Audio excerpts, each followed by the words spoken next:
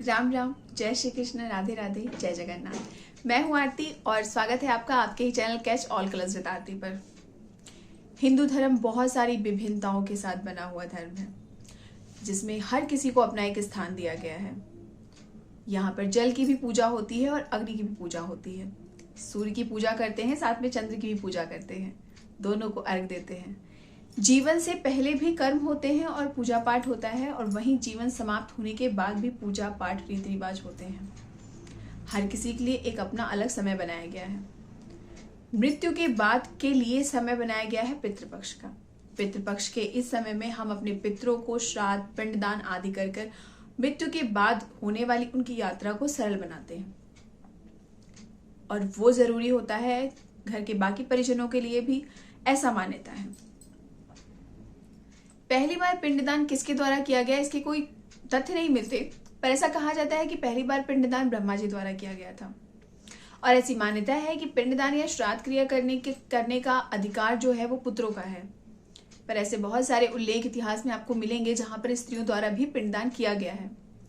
ऐसा ही एक उल्लेख मिलता है रामायण में, वाल्मीकि जी द्वारा लिखी रामायण में।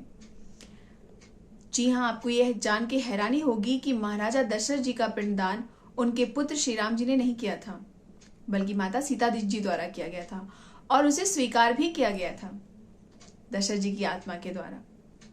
ऐसा उल्लेख मिलता है वाल्मीकि रामायण में। तो क्या है ये पूरी कहानी, और क्यों करना पड़ा सीता जी को पिंडदान, श्री राम जी ने क्यों नहीं किया पिंडदान?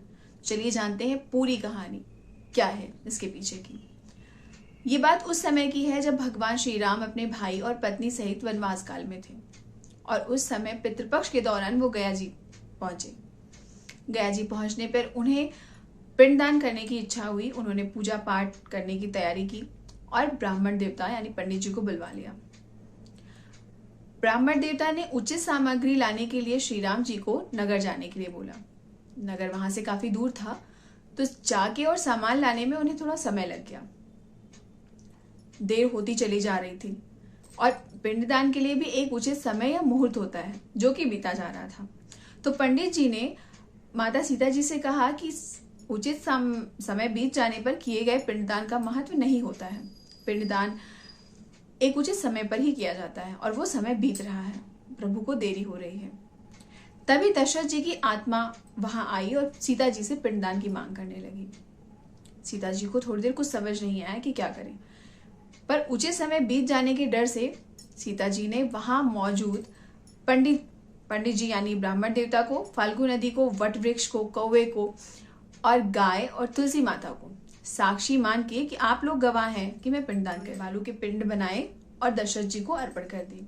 दशरथ जी की आत्मा ने वो पिंड सहर्ष स्वीकारा और उसे वहां मोक्ष मिला, और वो चली गई वहां से, दशरथ जी की आत्मा।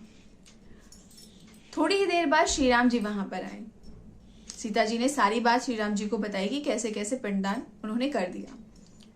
समय बीता जा रहा था, और समय का महत्व क्या था वो पंडित जी ने मुझे बताया, तो मैंने पिंडदान कर दिया और दशरथ जी की आत्मा ने वो स्वीकार भी कर लिया। श्री राम जी ने कहा कि पुत्र के और उचित सामग्री के अभाव में ऐसा कैसे संभव है कि आपने पिंडदान कर दिया और वो स्वीकार भी कर लिया गया। सीता जी ने कहा कि जिस वक्त मैंने पिंडदान किया, यहाँ पर पंडित जी, गाय, फाल्गु नदी, वट वृक्ष, तुलसी माता और कौवे थे, और इनको साक्षी मानकर ही मैंने पिंडदान किया है। ये सब आपको सत्य बता देंगे। परंतु श्री राम जी को वट वृक्ष को छोड़कर फाल्गु नदी, कौवा, गाय, तुलसी जी और पंडित जी ने सत्य नहीं बताया। उन्होंने पिंडदान की बात को स्वीकार करने से मना कर दिया।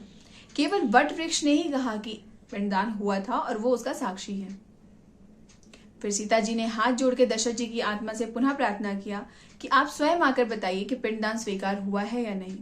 दशरथ जी की आत्मा वहां आई और उसने बोला, हाँ, सीता ने मेरा पिंडदान किया और मैंने वो सहर्ष स्वीकार किया है, और वहां से चली गई। तब श्री राम जी को भरोसा हुआ कि सीता जी ने पिंडदान किया है और उस पुण्यदान के द्वारा मेरे पिता को मोक्ष की प्राप्ति हुई है। सीता जी के द्वारा किए गए पिंडदान की बात श्री राम जी ने मान ली, परंतु वो 5 लोग जिन्होंने झूठ बोला था, फाल्गु नदी, पंडित जी और गाय, कौवा और तुलसी माता, इन 5 को सीता जी ने झूठ बोलने के लिए श्राप दिया।